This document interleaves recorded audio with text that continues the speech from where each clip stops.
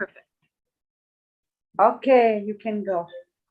Okay, aloha, good morning. Thank you for being here again. We changed our day to Thursday. So again, Queen Nadia, I really appreciate that. I teach in a wellness college and for the curriculum for the students for graduation, 10 weeks is mornings and 10 weeks is evenings to make sure that all of the students can come to the classes that they need for graduation. So Queen Nadia was so gracious to let me change my days to Thursdays. So I will be teaching Thursday, Paris evening, my morning from here on out. And I do appreciate that again, getting organized in a new city and new schedules. And it's been definitely a work in progress, but I feel very grounded now.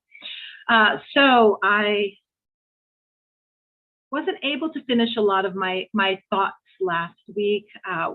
Sometimes we get questions and then I'll touch on that information and then I kind of lose a little bit of my train of thought, and I was struggling a bit with the screen sharing last time. So I was able to pull up these images and share them. That's why I have them here for you first today.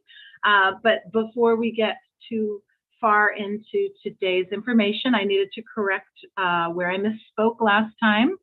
I noticed when I first brought up Papa Henry, who was a very well-known and fairly famous Hawaiian medicine man, I mentioned that it was turmeric or olenau that he did not highly recommend, and then I corrected it later as noni fruit. But I do want to correct that. So noni is what I had meant to say, but I had been distracted trying to screen share. So let me show you here the noni fruit, which I went over briefly, that grows in the tropics. So Papa Henry did not recommend the noni. Noni traditionally is used in Tahiti and then has traveled through the different, Polynesian islands. I'm not sure if Tahiti was the first place that it was used, but that is one of the very regions where it's used very, I guess, prevalently. But it is a canoe plant that went over to Hawaii. That is a very, very strong blood cleaner, stomach cleaner. It's been used for cancer, for all sorts of infections. And again, Papa Henry was not a big proponent of using it. Actually, from my instructor directly was Janela Keopuiva, and she stated, she worked directly with Papa Henry, and she had stated that Papa never recommended using noni. But then there are other la'au, and la'au again is the Hawaiian word for herb medicine. Other la'au practitioners are advocates of noni, and I personally really adore noni. And here's another picture of the fruit here. So generally you wait for the fruit it will ripen on the tree and it will fall off. So a lot of times you will just collect the noni fruits that have already dropped to the ground.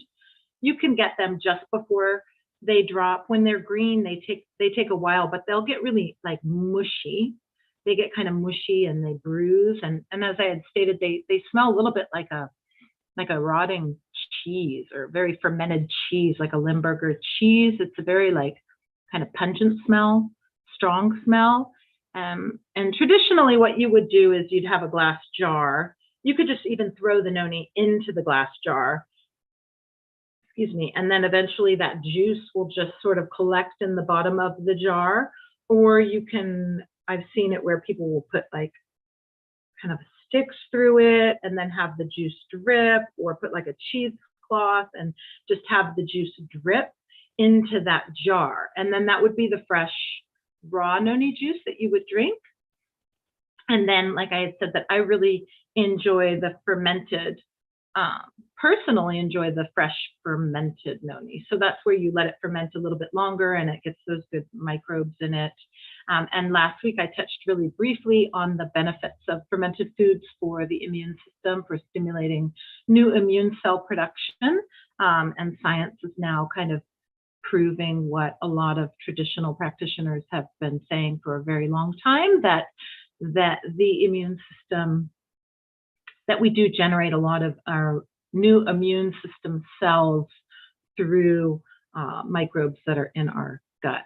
So again, talking about gut flora and health of microbes in our system and the importance of it for our health. And so we talked about the noni fruit, we talked about Papa Henry, and I wanted to show you these images so you had an idea of what I was talking about. So this does grow in tropical regions. Then moving over to the turmeric, which in Hawaiian is olena, and Papa Henry did use lots of olena. Most practitioners, La'au practitioners do incorporate olena, and olena can be used topically and internally. Again, I mentioned in Ayurveda, it's in almost all Ayurvedic formulas as well. It's tridoshic. So what that means is it's both warming and cooling. And so basically that's almost a sense of like an adaptogen. I don't know if technically turmeric is an adaptogen, but in Ayurvedic medicine, it's considered to balance all of the doshas. So if you're too hot, it will be cooling. If you're too cold, it will be warming. And it's just a basic, very, very good blood cleaner. And also I was saying that it's very, very anti-inflammatory.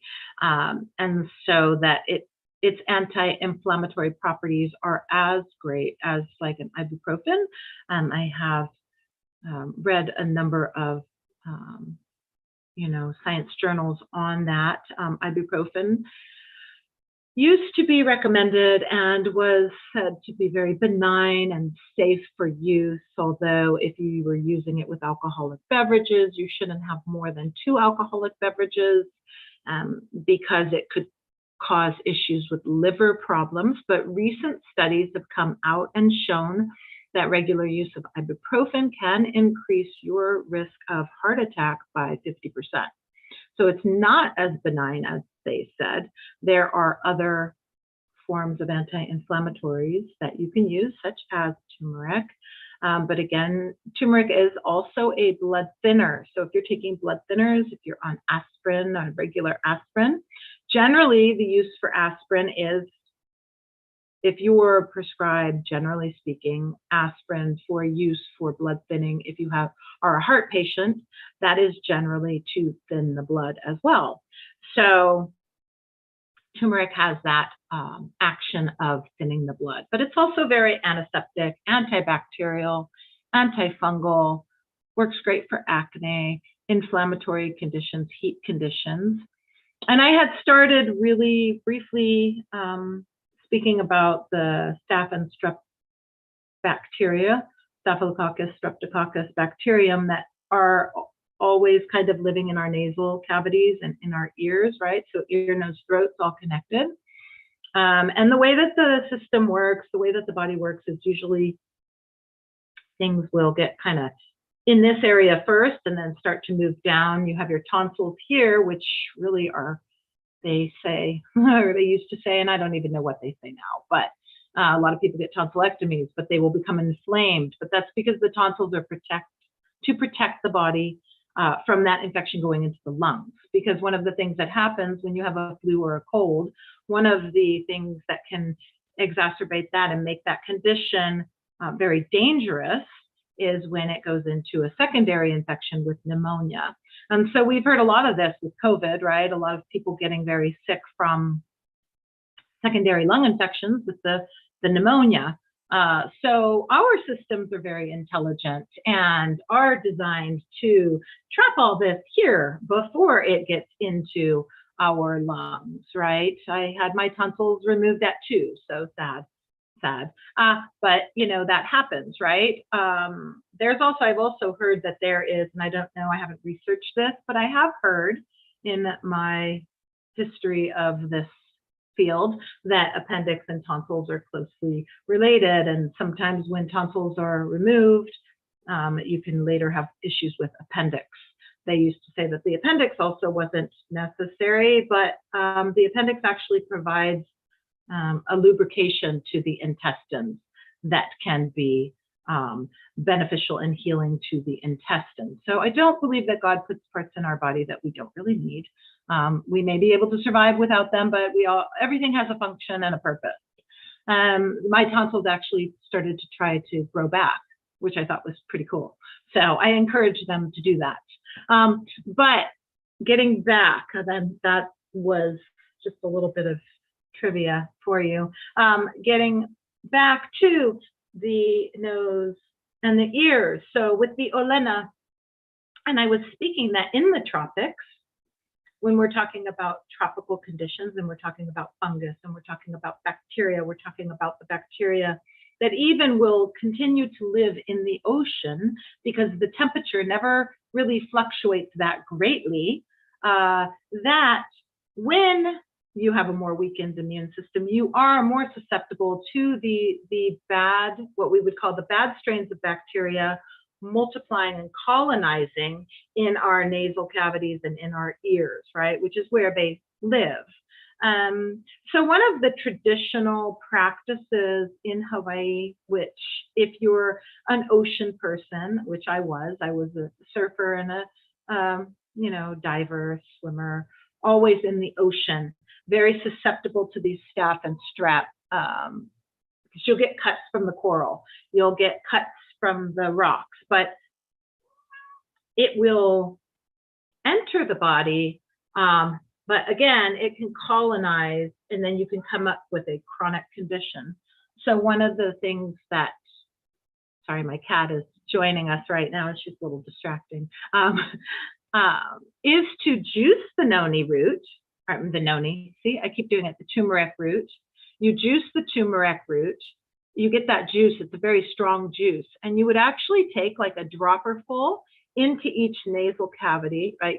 So through the nostril, each nostril, and you would suck it back. It will go through. Also, we think about the blood-brain barrier is right here. So it's cleansing on that. It will come down into the throat. It coats the throat, and then you also put it into the ears. So that was something that I began to do regularly because I would start to get a little bit, you can see where you will get like a little acne, and then you'll get a secondary infection with a staph or strep bacterium, and that was from the ocean. So where a practice that I do personally, that our practitioners would do, is that the first sign of like a little bit of a sore throat or a stuffy nose is to go ahead and, in Ayurveda, you would use a Neti Pot, which is salt water in the nose, right? Which in Hawaii, you would traditionally go down to the ocean and bathe in the salt water. You would get the salt water into your nose, right? Salt is very antiseptic, antibacterial, and I mentioned that, I think, in the last class as well. But the Neti Pot is an Ayurvedic, tool where you actually flush the nostrils out. So if you're having issues with sinuses and you're getting congestion in here and you're getting infection in here, you could first flush the sinus cavities out on either side with the Neti Pot, and then you could follow it with the turmeric. But know that it is actually will burn. It burns quite a lot. It's quite intense, but it just wipes anything out, at least in my personal experience. And again, I say all of this for educational purposes. I just need to reiterate that I don't prescribe, I'm not recommending, I am not trying to treat medically, but I am educating you with what I know from my experience as studying traditional medicine techniques and practices. So again, here in this image, we have the ground turmeric, which you can buy.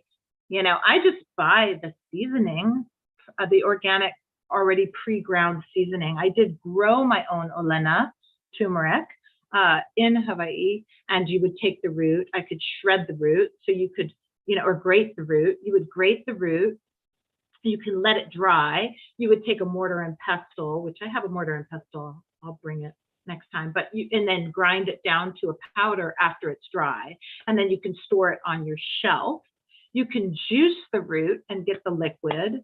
You can grate the root. If you don't have a juicer, you can grate the fresh root, and you can take a cheesecloth and you can squeeze it.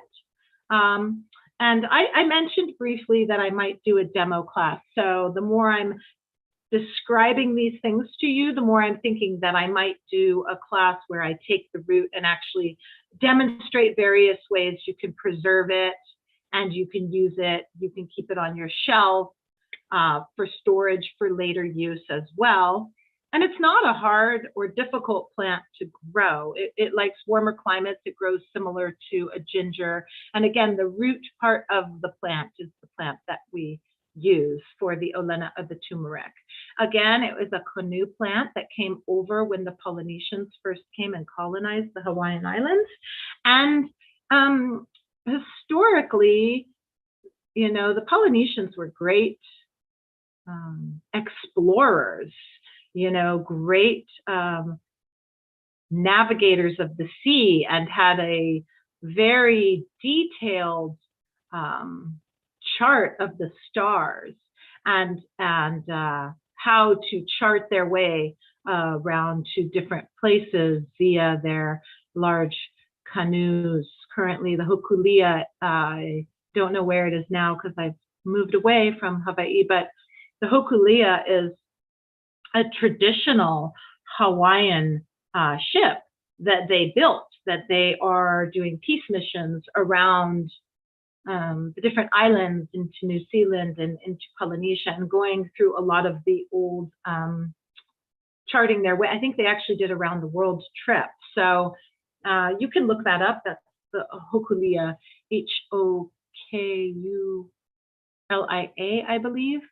Maybe I'll look it up and share with you a little bit next time. But great navigators of the sea. So there was a lot of trade that took place. And that's why when we get into the canoe plants, we're not always 100% sure what plants were brought over specifically in the canoes, and then what plants. As far as when we think of niu, we think of coconut, we think of kaimani, which is also tamanu. Those are both from Africa. So we're not certain if they were brought necessarily on the canoes or they floated over.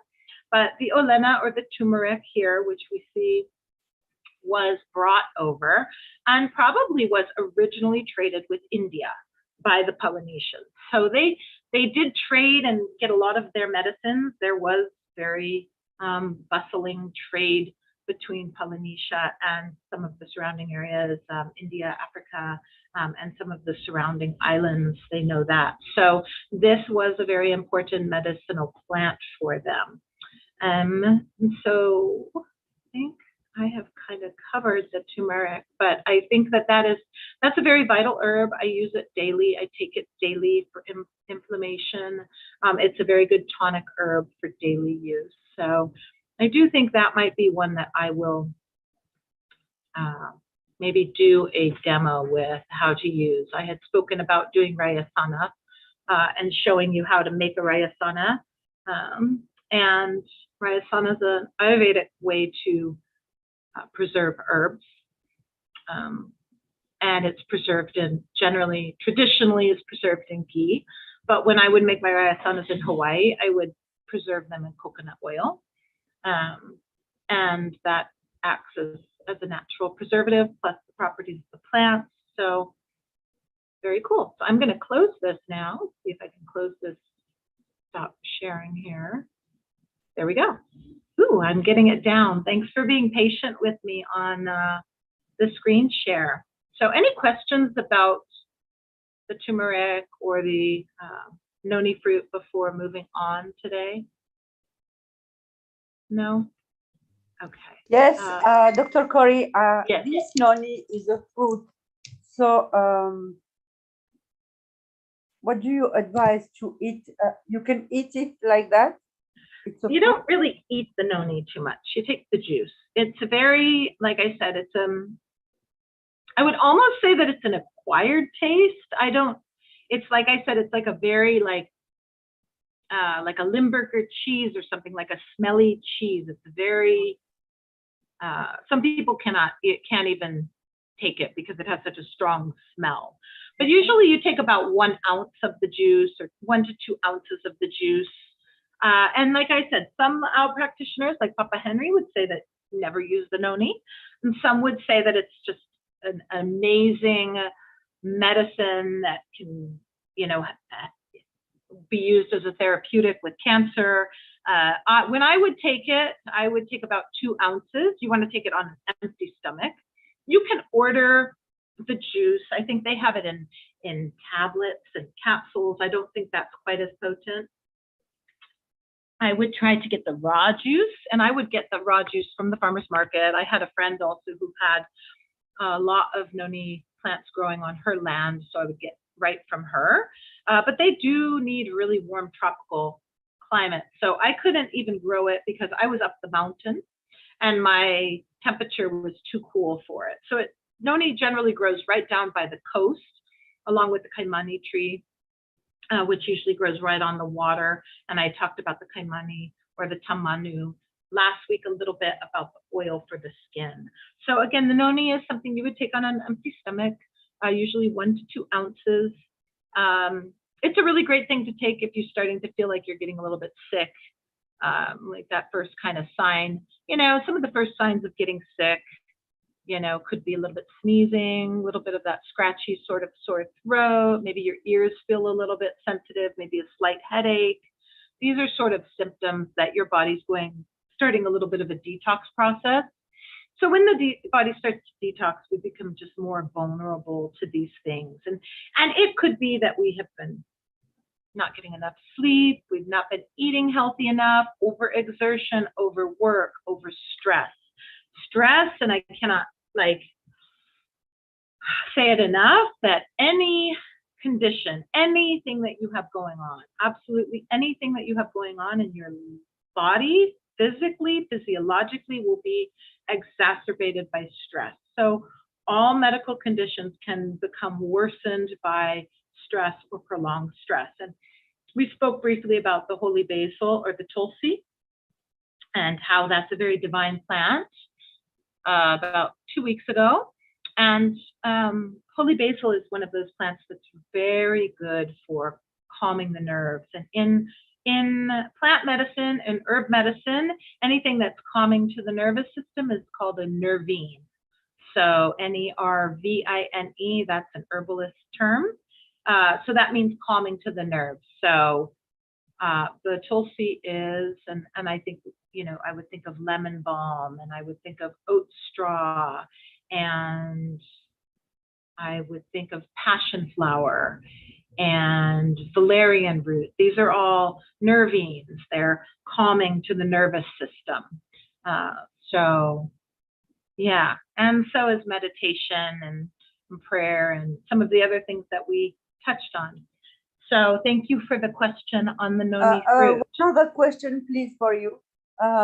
Can we, for example, the juice of noni, can we mix it with another product like turmeric? We can put together the thing. I mean, you could. Traditionally, it's suggested to take on an empty stomach because it can make you feel nauseated, not because it would affect the properties of it. Oh, I see. How much is too much? I would just say 1 to 2 ounces a day. You'll get a very, very, very thorough cleanse from it, let's just say. So I will share with you a quick experience I had, right? So we discussed briefly viruses, a little bit, immune system last week, immune system blueprint, immune system memory, how our body's able to memorize things that have invaded us and then creates these antibodies in the system. And also research is showing how viruses continue to sort of live in our body, in the synovial fluid, in the cerebral spinal fluid. We don't necessarily completely get them out of our system. We really are made up of thousands and millions of microbes. We're all microbes, right? And everything around us is microbes, right? That being said, so when we think about chickenpox, right? We get chickenpox when we're little. And later, chickenpox can represent as shingles, right? They're the same virus. And so I had an interesting experience with noni, and I'm not sure if I would attribute it to noni or I would attribute it to just the stress that was going on in my life at the time. But I was taking a lot of noni at that time. I was going through a lot of stress, and I was pretty young. I think I was like 35 maybe, pretty young, right? So shingles is something that usually attacks elderly, right? If you've had chickenpox when you were young. And I think I had chickenpox around 6 or 7 years old. And I was taking probably way too much noni because, as I said, I really like the taste of it. So I was drinking probably more than 6 ounces a day. I really liked it, and it didn't make me nauseated. I loved it. But I was out surfing and I felt this sort of stinging on my back, right? And I felt that maybe I got stung by a jellyfish. I thought, oh, was that a jellyfish sting, you know? But it just kept feeling worse and worse, right? And so I went in and got checked, and it was actually shingles. And I thought, well, that's weird. And even the doctor, that's so weird. You're so young to have shingles, right? But then I started to really, really research more on noni and more on actually the chickenpox virus, that it sort of lives in the stomach tissue. Now, I don't quote me exactly, but I was researching it quite a bit at that time because I was going through it.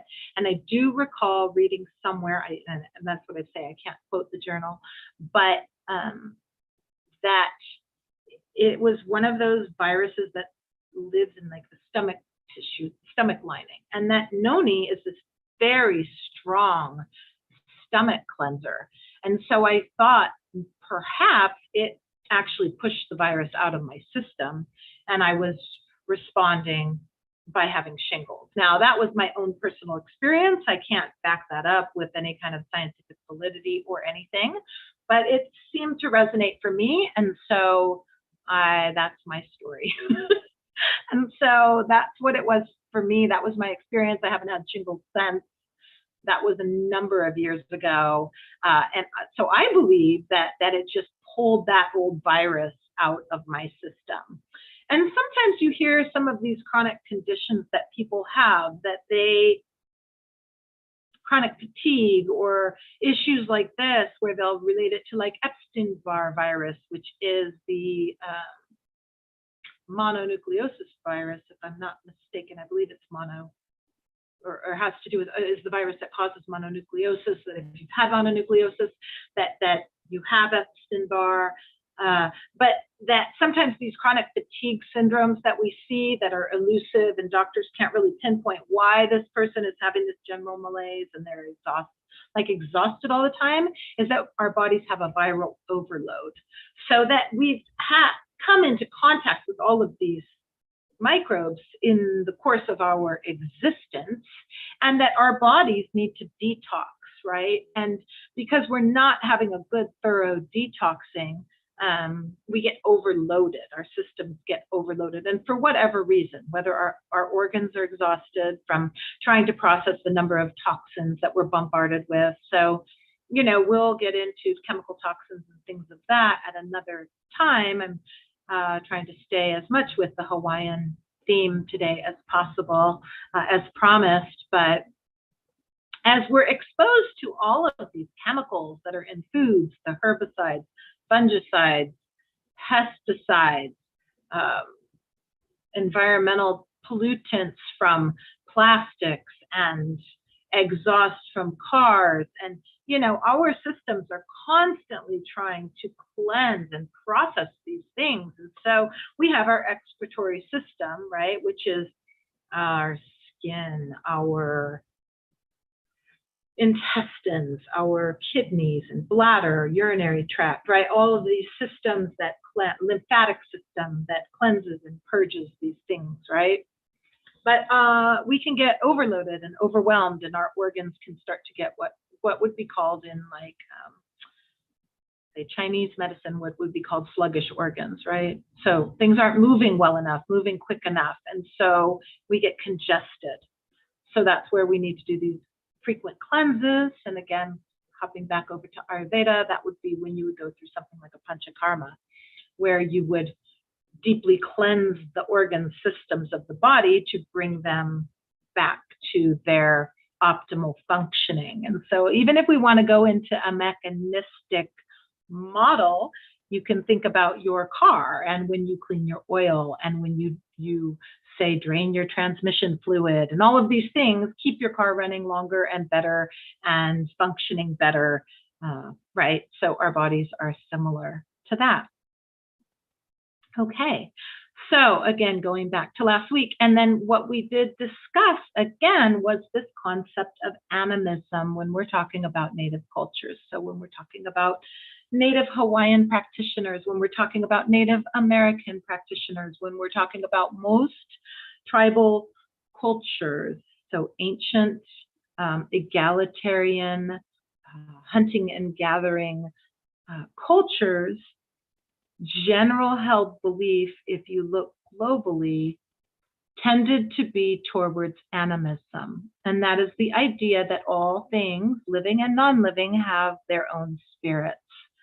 So that the rocks have their spirits, and the spirits of the water, and there's tree spirits, and there's animal spirits, and that there's not a hierarchy in the same way that we see a hierarchy today, right?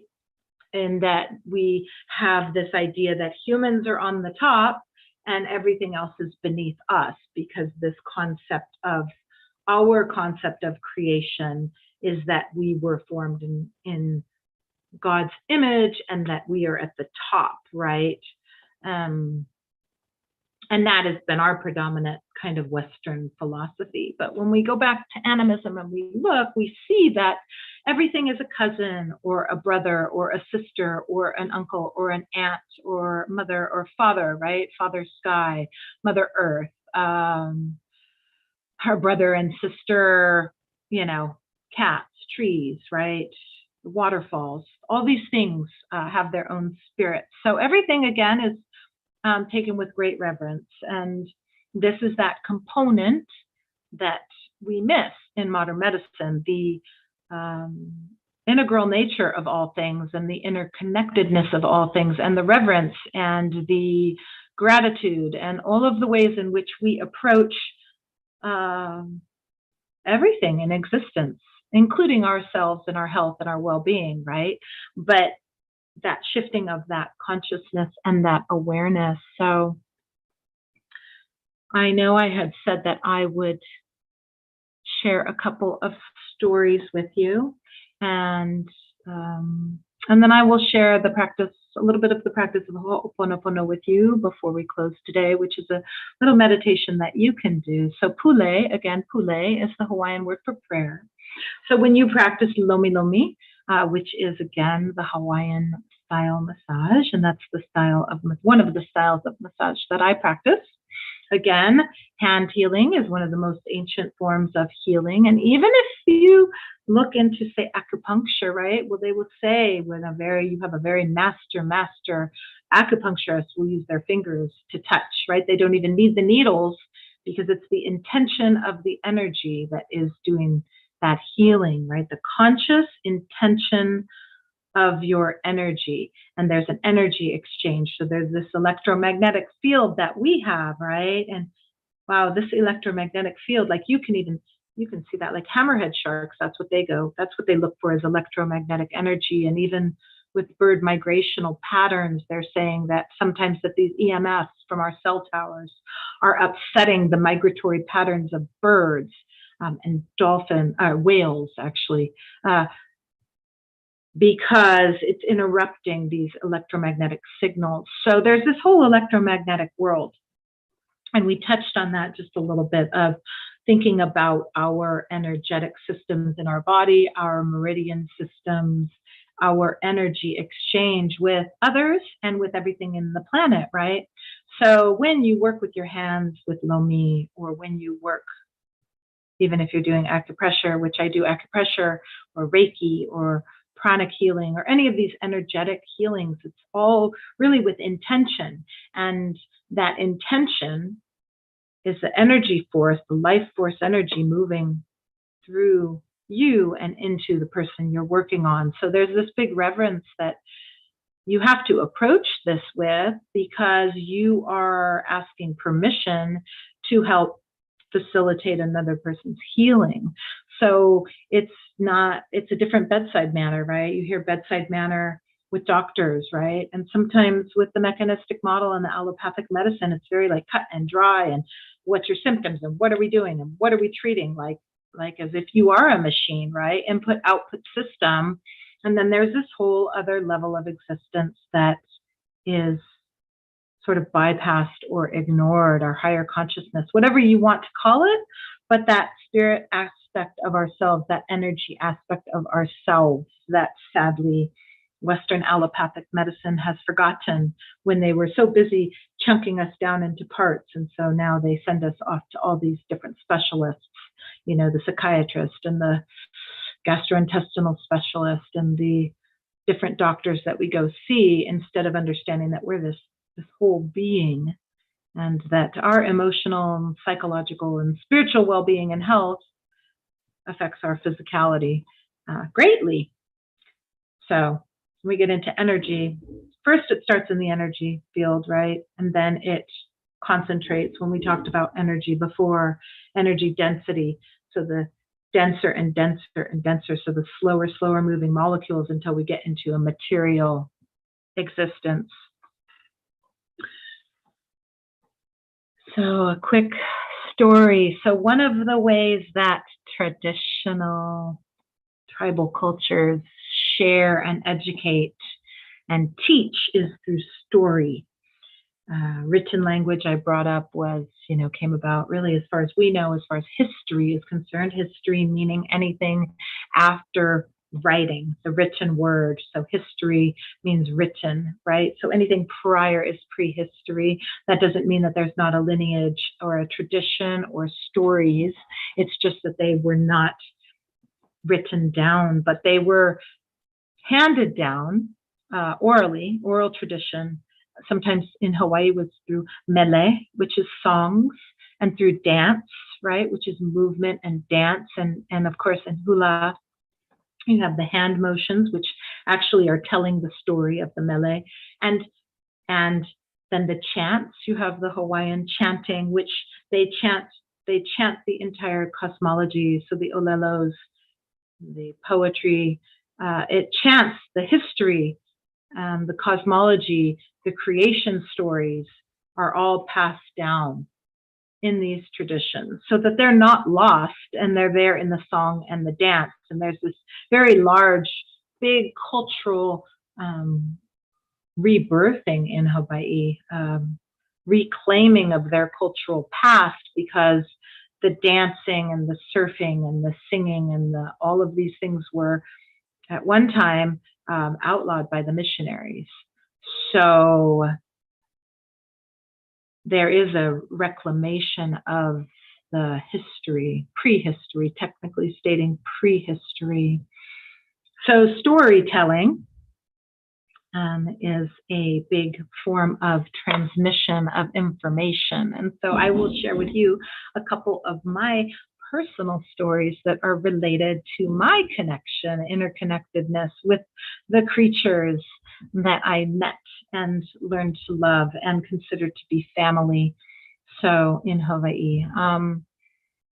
So in Hawaii, your totem animal, totem meaning your sacred animal, Native American would say totem animal, is a particular animal that calls to you, that's a family member.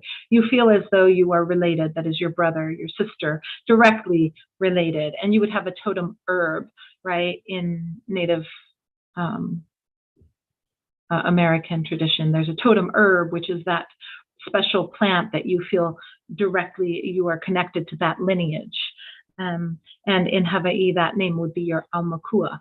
And your aumakua is your familial tie to an animal. What is your aumakua? Your spirit animal, your spirit guide. For me, mine was the io, which is a Hawaiian hawk. And so I will tell you a brief story. So you know, in this course of my life, has been long, and I've been on this sort of path of natural medicine and spiritual path from childhood. And in the course of that, you know, started yoga very young, probably 8 years old. You know, my parents were not into it, so I kind of was drawn to these things. And so one of the things that I did have was that I was always exceedingly connected with animals and talked to the animals. I was an only child, so I had a lot of animals, and I'm still very connected. I had a lot of animals in Hawaii. I had a little farm with lots of cute critters. And so one of the ethical dilemmas that I ran into was, you know, eating meat was really rough on me as a child, and I was a part of Western culture, and so I did become a vegetarian and early on, and I wasn't vegetarian raised, and it wasn't part of my family. It was just that I didn't want to do that anymore.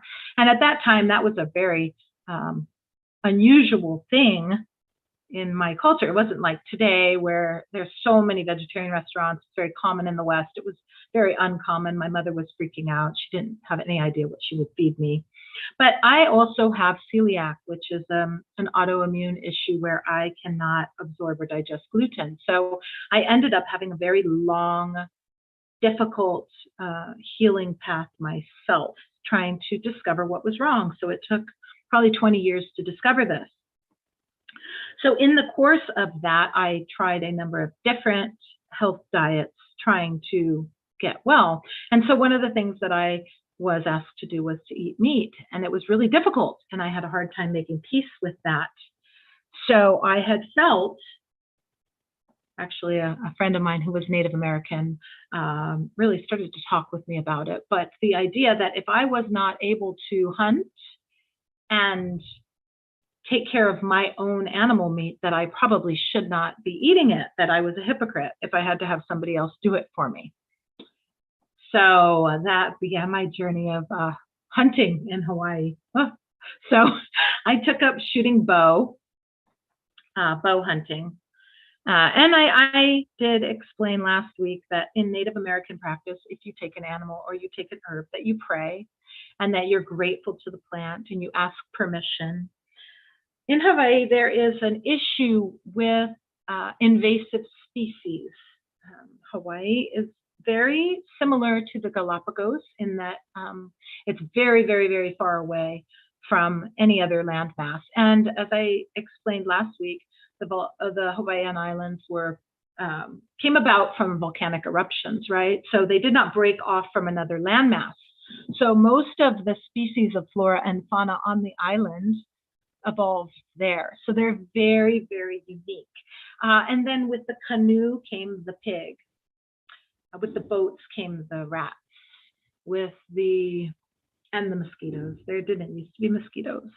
And with the settlers came goats and sheep, right? So these animals have since escaped and bred to the point where they are horribly invasive and are threatening very many endemic species of plants. So like the silver swords, the only place they're found, there's a Maui silver sword and there's a Hawaii silver sword. And it's only found on the top of Mauna Kea, the only place in the whole world. You know, the hello berries. Some of these plants, the hapu'u ferns, are being destroyed by the pigs, right? So there is this federal government program where these sheep and goats that have just overtaken Mauna Kea, Mauna Loa, they're everywhere, are just devastating because the ruminants, which is these goats and sheep, very, very destructive. They will just completely eliminate all of the plant species. So there's a government program where the federal government goes up in these helicopters and just massively kills all these animals. These animals have escaped from these farms. But then they would not let the hunters harvest the meat. It was this whole thing. They weren't even letting the hunters harvest the meat. So I had to sit with this for a while, and this made sense to me that this was a more righteous ending for these animals to be hunted and the meat used to feed families than to just be obliterated by these guns from these helicopters. So I took up bow hunting. And so the experience that I had on the mountain that was very profound and was a great blessing to me was the one time I was out and we were bow hunting, and I am not a good shot. And to this day, I have yet to actually shoot an animal. Though I can clean them and I can prepare the meat, I still haven't been able to do that. I can't even kill fish. So I mostly eat vegetarian now. Now that I figured it all out, But it was, we were bow hunting, and I was with a friend of mine who's an amazing, amazing hunter. And if you're an amazing hunter,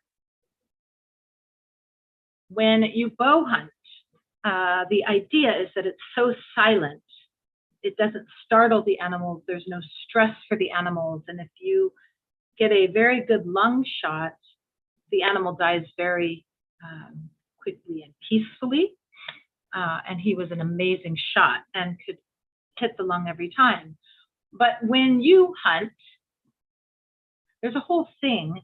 You prepare the entirety of the animal. You don't waste any of the animal ever.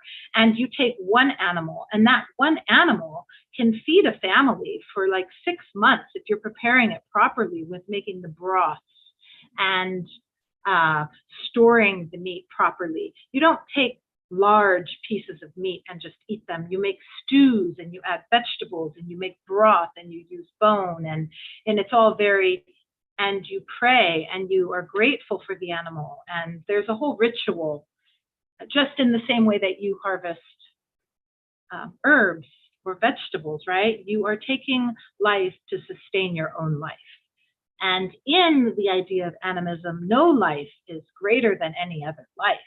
It's just the nature of things that one life sustains another life. And that's just that idea of birth and death. So, you know, profound, deep thoughts on taking life and life being sacred. And so, again, these invasive species that were devastating, the endemic species, we were crouched. I have this great sense of smell, so they used to like to take me because I could smell the animals, you know, miles and miles away. And we were crouched down waiting for a herd of mouflon sheep. These mouflon had escaped, one or two had escaped from farmers or ranchers, and then had bred wild and were wild up on Mauna Loa. And we were crouched down waiting, and there was this huge, huge, huge herd of animals, and we were very, very, very quiet. And we watched this huge herd of sheep. And I don't know that there was what felt like to me a little bit of telepathy between the animals, because one animal separated itself and ran directly towards us, and the entire herd ran the other way. And so the feeling was that this herd, this one animal, sacrificed itself for the entire herd, which was very profound and a very powerful experience for me. And of course, we prayed and we gave gratitude to the animal. And then we cleaned the animal in the tree. We hung it in the tree to clean the animal. And as we were cleaning this animal, I looked up, and about a foot away from me was this eo, this white hawk. And so the white is an albino hawk, which is very, very rare. And in Hawaiian mythology, or the idea of Pele appears as white creatures. Pele is the fire goddess. And again, I was living on Kilauea, which is Pele's home. That's her, where she generally resides, is in the Kilauea caldera. What is it now? Halemaumau is the crater, but yeah, that caldera up there is Pele's home, and I was living about 12 miles from there. So there was this hawk, maybe 1 foot away, just staring at me. And so I did take off a large part of the meat and I hung it up on the branch to give to the hawk. And it took the meat. That was pretty amazing. And so we cleaned it all. I took the organs. I took all parts of the animal to prepare food. And within that week, and I don't know whether it was the next day, again, I told you I was in the Ola'a forest, and my mission and my goal and my feeling was to preserve these trees. That was the whole reason, because these trees are now endangered. And I had a lot of experiences with these trees, and those are other stories for other days. But there were these beautiful trees. And my kitchen window, so I was surrounded by old growth forest. It was virgin forest. And in my kitchen window, I looked out and I looked up and I saw a white eo. And I think it was the same bird from Mauna Loa, which was a whole mountain away. But the white hawk is so rare. And again, the spirit of Pele comes to mind. And it was there for 3 days. And 3, of course, is a very auspicious number. It was there for 3 days, and then I never saw it again. But it moved from the tree by the kitchen window to the tree down at the end of the driveway. And it would go back and forth as though it had a message or it was watching for me. So I did read about the EO and like what the meaning of it is if you see the EO. And so the interesting thing is that the EO takes the prayers to Keakua, which is the heavens, to the gods. So without the EO, the prayers cannot get to the heavens. But the EO needs the ohia, which is the tree, because the EO lives in the ohia forest. And so I felt that I was there to protect those trees, to preserve the life, help preserve the life of the EO so that the prayers could continue to get to the heavens. So that was one of the stories that I had. And at that point, I realized that the EO was my Amakua. And I will never forget that beautiful little white face. It was like the most beautiful bird I had ever seen. And so that is my story. And I have stories of honus, which are turtles. And maybe I'll share that a little bit about mind and consciousness and awareness. But we talked a bit about pule and prayer. And so I'm going to briefly leave you with Ho'oponopono. And in recent years, Ho'oponopono seems to have spread quite a bit. And it is a traditional, I guess if you want to say, almost like a counseling, where you would kuka, which is bring it to the table, you would talk in Hawaii, you talk through things, right? But Ho'oponopono is a ceremony. It's a forgiveness ceremony. It's a healing ceremony. It's a form of healing, a form of letting things go. And when you have practiced Ho'oponopono properly, it says that you've made peace. So if you have 2 families or 2 family members or 2 people, 2 cousins that are having conflict, you would practice Ho'oponopono to make peace so that you could move forward. So the practice of Ho'oponopono, and what's interesting is when we look at Ho'oponopono, yes, we are looking at the other individual we are trying to make peace with, but also we're understanding that there's the concept of microcosm, macrocosm, and then beyond the beyond, where we all are part of this oneness, right? This interconnectedness, that we are all one, that there is no you, that there is no me, that it's just all of existence is one. So that when you're saying these practices, you're also saying it within yourself, to yourself, because by saying this to yourself, it is healing yourself, which indirectly is healing others because of this oneness. So it's really deep practice. It can be considered a prayer meditation. It's something that you can practice in your mind and think of people in your life that you may want to practice forgiveness with, but also yourself. I was even speaking to my students the other day that we are terribly mean to ourselves, like meaner to ourselves than probably even our worst enemies. Sometimes the things that we say to ourselves are so hateful. And so I think that sometimes we should listen to how we speak to ourselves and ask ourselves if we would speak to our child that way, or to the person that we love the most that way. And if we would not, then we should stop talking to ourselves that way. So the practice of Okonopono in practice is very simple, although it's very deep and powerful. It's a simple practice. And the words are, I am sorry, please forgive me, thank you, and I love you. So when we meditate on these things, I am sorry. I am sorry for the things I've done to you. I'm sorry for the things I've done to myself. I'm sorry. You're asking for forgiveness. Please forgive me. Please forgive me to the person you're speaking with, but please forgive yourself. Can you forgive yourself? Sometimes people can forgive us before we're even able to forgive ourselves. I thank you. Thank you already. Thank you in advance. Thank you for listening to me. Thank you for forgiving me. And I love you. I love you. I love myself. I love myself. I love you, right? Love yourself.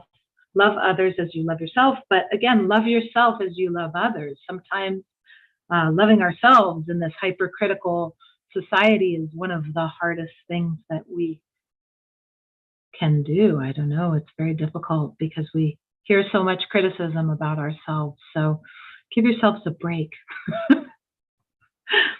I think that about wraps it up. So I have time for questions if anybody has any questions. No questions. Okay, good.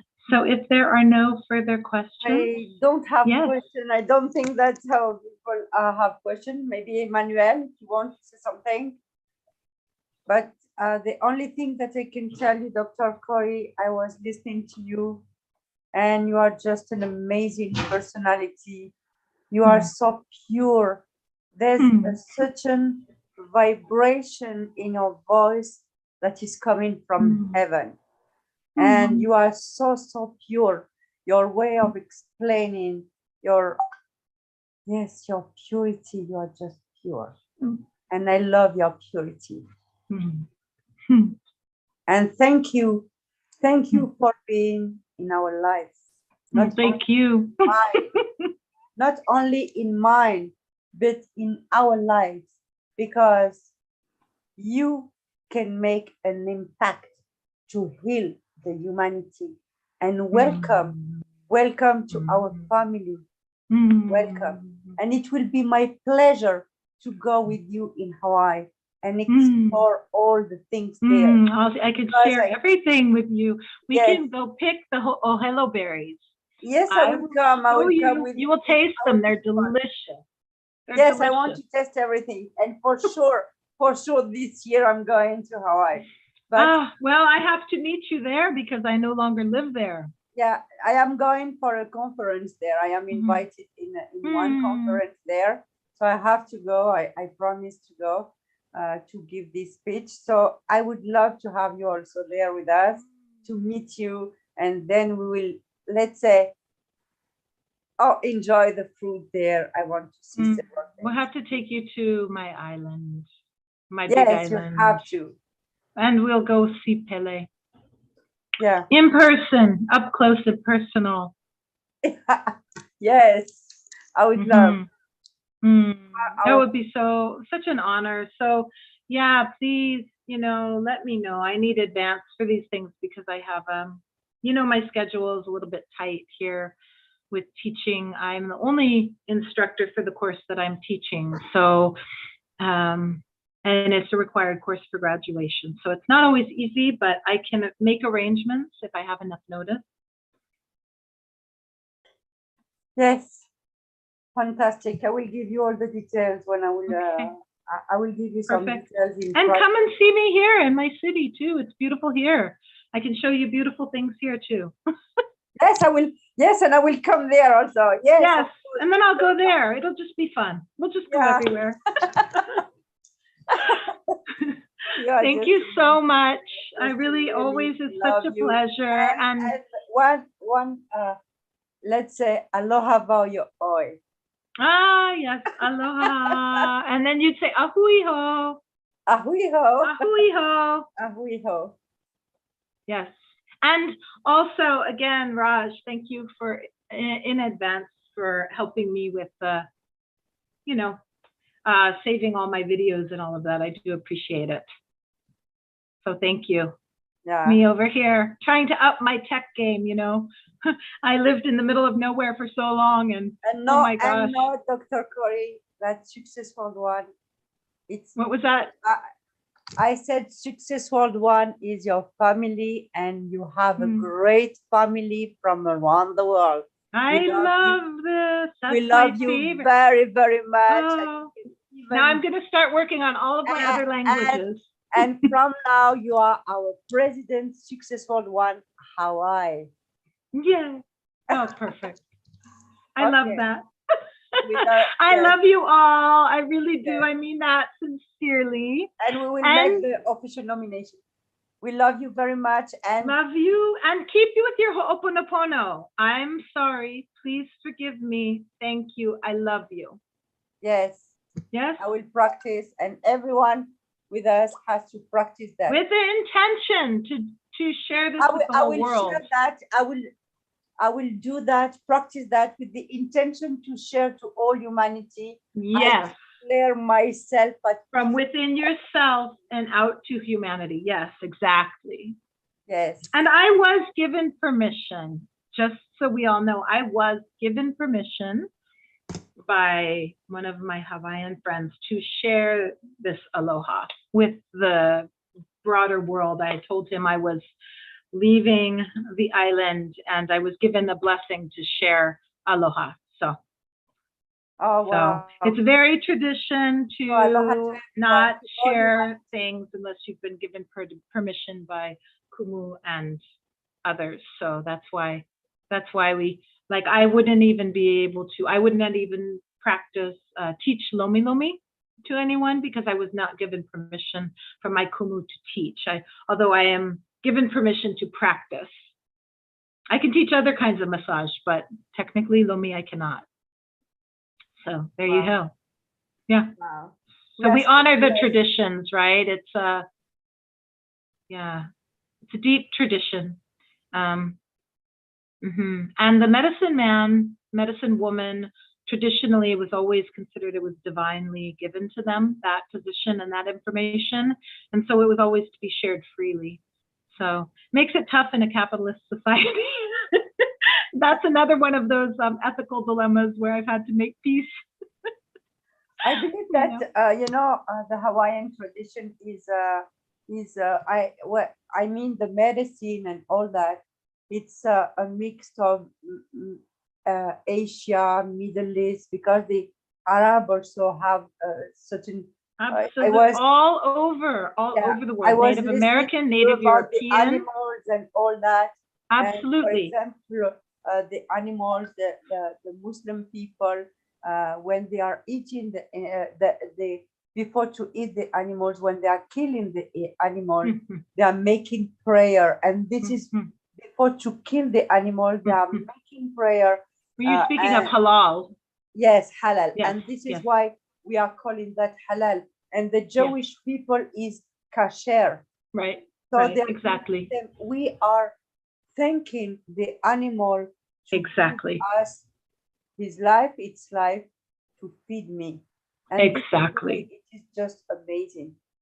Exactly. And this is also through ancient Europe too, all of the tribal cultures. So every landmass everywhere at one time has had these tribal native cultures, whether you're talking about the ancient Slavs or Celts or all of the hunting gathering, the Native American tribes, the Native, South American tribes, these tribal cultures. But interesting, because in modern times, when you're talking about kosher and you're talking about halal, you're talking about that traditional practice has still carried over and made that, continue that memory that that's a gift and that's a blessing, and that we need to express gratitude because we're being sustained, not only by Creator, but also by our fellow companions on the planet.